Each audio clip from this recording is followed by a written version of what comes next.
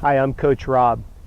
When you're in an open water environment, I want you to pay close attention to how often you're looking up to sight on the buoys to make sure that you swim the straightest line possible from start to finish.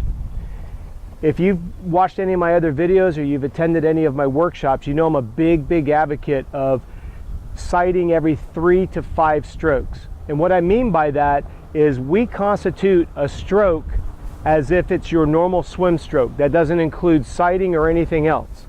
So for example, if I'm sighting every 3rd stroke, what I would do is, let's say I'm breathing off on the right side for the sake of this video and for illustration purposes, what that would look like is I'd take a breath, I'd swim 1, 2, 3, I would take a sight, the water level would be here. I would not use it as a breath stroke.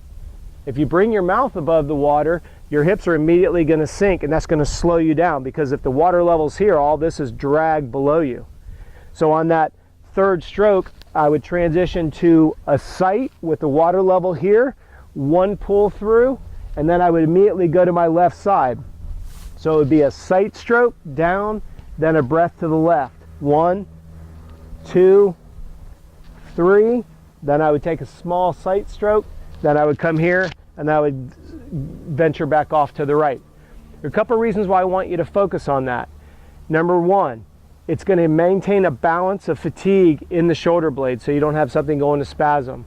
Number 2, it will keep you from swimming off course. It allows you to make a really quick correction, and it's nice because with the GPS watches nowadays, we can see how far, quote unquote, we've gone off course. One of the biggest frustrations I get from athletes that will either call us, contact us via email, what they say is, why can I swim so well in the water, i.e. the pool, but I can't translate that over to the open water?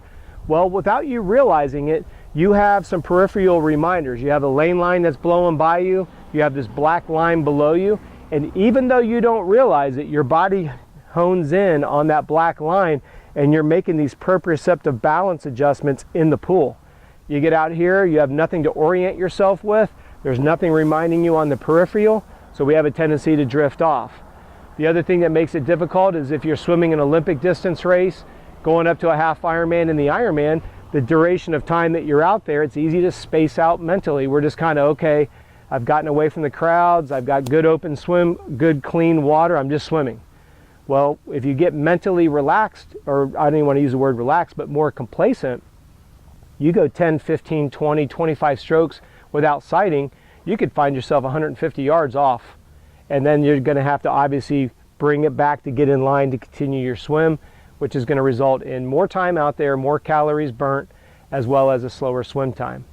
So please do me a favor, think about sighting every 3, then get a little bit more comfortable, and you know, as you sight, you see you're swimming straighter and straighter, go ahead and move on to a 5. Go 5 strokes without having to take a sight, but it takes a lot of confidence in yourself only by testing it to know that you should move up from a 3 to a 5 sight stroke. If you like this video, please do me a favor and give it a thumbs up. If you want to see more videos like this, please subscribe to the channel. And if you personally have any questions, please do me a favor and reach out to us via email at contact@coachrob.com.